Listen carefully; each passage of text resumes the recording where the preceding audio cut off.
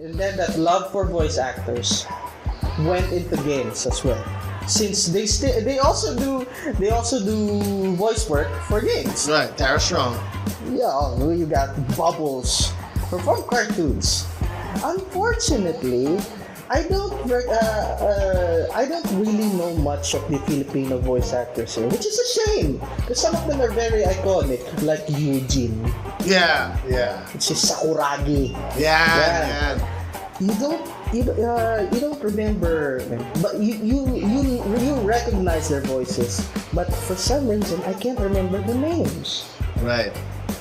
When you go to their Wikipedia right now, you only see the English and the Japanese voice actors. But never the Filipino localized voice actors. Oh yes, Because that's the thing. I think the reason why that's like that is because it was never really recognized as voice acting. it's just Dubbing. Yeah, And that's what it is. Yeah, it's Spanish as well.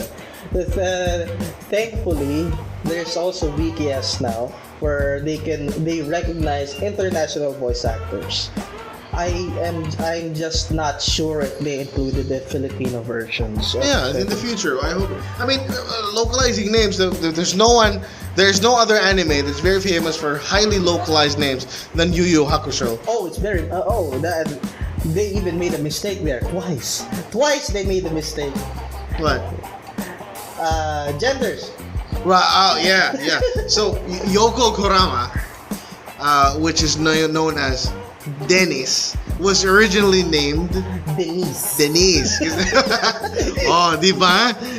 They thought the character was a girl, so they went ahead and looked for a female voice actors. way of voice acting the character. Yeah. And then they realized, oh, this guy's a dude. And then they changed it. They just reverted it. Yeah, and there's no further explanation, obviously, because the anime does not allow for that thing to be explained. Because that's the thing. So since female, Japan is known for female voice actors voicing male characters as well. Goku is the quintessential example of that. Grandma Goku. Yeah, right. So that's where you were, like voice acting. That's where you've always been interested in. Did you ever want to become a voice actor? Or? At one point, yes. There was that one time they advertised that hero thing. I was kind of interested in it, but it was too far. What hero? What are you talking about? Do you remember Hero Channel? Oh, your hero! They did some, There's an ad there, and then you're supposed to try out and submit your voice. No. It's more like you can tour the place. Uh-huh. They'll let you do some. They'll let you try some voice work. But unfortunately, it was too far and. Right. Well, they actually also sent out an invite to look for voice actors or dubbers that would work for the Hero Channel for the new animes that they're gonna be coming up with in the localized version, and they were looking for Filipino talents. But so that's where you were. That's what captured your imagination. What would it have been like, to become part of the voice acting community and the voice acting scene? Yes, and in fact, it's very cutthroat. It's very difficult. I mean, John Schimmel, a very famous voice actor who voices Goku in the Funimation. Is this a Funimation? Or? Yeah, that's Funimation. This from Funimation dub of Dragon Ball. Actually passed out when he was screaming for the scene of Dragon Ball Z, him turning into a Super Saiyan 3. He literally, legit passed out for screaming, and that's how difficult the work is. And, it's not an easy thing. I, for one, I've always been interested, before when I was growing up, I've always been interested in what it would be like to create games. Oh yeah. Or stories, comic books, and like what he said, I used to make my own comic books, and I couldn't continue because my hands were all fucked up. But I've always wanted to create stories and draw, come up with a game, come up with a mechanic that the people would enjoy. I think up until this day, it has already evolved into something more. And now I've always been interested in what would it take for us to come up with a community, a solid community of not just salty gamers and very. There will always be salt wherever you go. I think there's always going to be an amount of salt that's going to be in any community. Yes. But a well managed solid community where we could all come together. Basically, a salt mine. Right. That's what I'm looking for. But I've always wanted. What would it be like to be part of this community and help pave the way for other people? And that's why we're doing this now. That's the whole point of doing this podcast, is to create a community of Filipino creators, geeks, nerds, enthusiasts, gamers, comic book writers, artists, whatever. Everyone is free to join and put together a very solid stand in the community, which is, I think, is happening now. Very recently, we've met with the guys from Bayani, running the games. Ah, yes. Full Very good Filipino people. company, very good people, and they've come up with a fighting game that has been featured in the Taiwan Expo. Yes, that's correct. Bayani the game, check it out. It's a fighting game that's based on and inspired by Filipino heroes. Yeah, which is rare to be done. I mean, Japan does this all the time. Yeah, with their Sengoku era. Their Sengoku era is, you get that all the time. Now you have Filipino colonial period heroes with Ferdinand frickin' Magellan acting as the M. Bison of the game. It's a huge guy with a huge beard, and he's thrashing every hero there, and we'd like to play that. Also, going back to Mobile Legends Bang Bang has introduced a Filipino character, simply because we have a huge Filipino fan base, our gamer base here, which is Lapu Lapu, which is also based on Filipino heroes before, which I covered in my last video. Check it out. That's how you do it. Also, in my research, you'd be surprised to know that if you watched Black Panther, Mm-hmm. the inspiration for the, what do you call those warriors? Yeah, the female warriors, the elite soldiers of Wakanda. They were inspired partly by Ifugao traditional clothing. Oh, that makes sense. That's why, you have that red beads and stuff. You can look it up in Google, and it's inspired by a Filipino traditional indigenous group's way of clothing. And so Philippines has gone through that. Yes, tons of times. Like, it's not very obvious, but there is some influence there. Right, Thanos in Infinity War retired in the Benguet rice terraces. Yes. To farm rice, of all things. Well, I mean, he was a farmer for some reason. But rice. That's one thing that's probably not in Titan. But he went to the Philippines, and it was shot here. In of all places. And we've dreamt, and we've almost got there. We've almost gotten there as a community. And that's really, I think, is a very special thing nowadays, knowing that I've done this for 3 episodes already. I think the Filipino community has gone progressive with the whole thing. Oh yes, they want to make their own name out there. Right, and wouldn't you? I mean, wouldn't anyone? I mean, I know there had been a lot of foul-ups, like the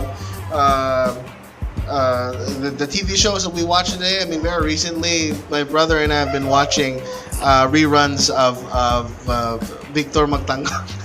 And a shout out to Nico. What's his name? Nico David. Nico David. I love your videos, man, and I couldn't agree with you more. We'll talk about that in the next episode. But I want to focus more on the progress. I want to focus on how we've progressed as a group of people. And believe it or not, as a matter of fact, we've met with some people. We've met with some people who actually have lived the dream. In the first episode, we talked to Tart. We also talked to Jika. She's an online seller for bags, and she's making quite a good livelihood out of that, selling Marikina made bags online. Tart, who's a streamer, and then in the second episode, we also talked to Freddy Tan of Ludus Distributors, and Thomas Regala, who created the Combatron card game, Yes. which then has progressed the Filipino fan base of tabletop gaming, particularly Magic and some locally created games. Yeah, actually, I know some people who played Dungeons and Dragons, but they are few in between. Right. I know there's a lot of people playing that, but you don't really get to see them play together unless there's a major thing. You will never know if that person plays Dungeons and Dragons until you ask. Right. If you ask the right question, the right answer will be, I roll first for initiative. If you say that, they will immediately get. If you shout in the middle of Ayala and say, "I cast wall of horse," somebody will say, Sticks to snakes. they will roll for initiative and try to seduce the door. I tried to seduce the door. It worked. +2 initiative. And we've talked to these people, and we've spoken to some new guys that I would like to introduce to you guys right now. For our episode today, we have a very special set of guests, and it's a comeback back-to-back episode of hashtag Dream Big Go Big. And I've spoken to a group of awesome dudes. Awesome guys. You've seen them on Facebook, and you know Facebook is now a hotbed for Filipino streaming. Yeah. We haven't broken Twitch yet, but small steps. Right. Surprisingly though, I've known some people who have been on Twitch and haven't made a lot of interaction there, because Twitch is a predominantly American dominated streaming. Yeah, not even the Koreans make bank. Yeah, and judging by the They do mukbangs, but that's a different story. which we also did, check it out in another video. We had a mukbang. You call it monkey mukbang, and that's true. But now Facebook gaming, with a lot of notable people like Alodia Goseng Pao, who's a very famous cosplayer, who's probably the most famous right now in the world, from the Asian region at least. Yeah. Has come up with entertainment groups like Tier 1 Entertainment, Amplify, and they're all seated on Facebook, and Facebook has become a hotbed for game streams. And a lot of people are actually making good money out of it. They're making a good livelihood. They're basically living the dream. We all dreamt that one day Now. we will be paid to do shenanigans. and I met some really awesome guys, and they're the guys from Game Ako. And they've given me a very good opportunity to talk to them. I actually went to their headquarters. With Here you got lost. Yeah, I got lost. Just as how that dog got hurt. Like we got lost. It was a funny thing. We were given the address. All right, and we arrived at the address, and the address was an empty lot. Oh, Like all the houses were there except for that one address. There's nothing but grass. that will become the Millennium Tower. Turned out that we got the right number, of the right street, of the right city, different village. Oh, you gotta be really specific with that. I was really specific. I mean, it's the same number, the same street name, Oh, the same city, different village. Wonderful. But that was quite an experience, and I got the great hour of talking to them. yeah. Plus, at least you got to see some sights. Not intended, but still. No, we globe-trotted basically, and they gave us really cool freebies. They gave us their iconic mugs and their mouse pads, and they were very nice folks. And in return, we gave them our homemade tuyo. Please order now. Shameless plugging, advertising for free. Just log on to our page. You can check that out. But we gave it to them, and we had a great time talking. Over beer, over Coke, over cigarettes, and we were talking about nothing but games. You gotta make sure you're talking about the cola. Yeah, I have to talk about the cola. That's the same one.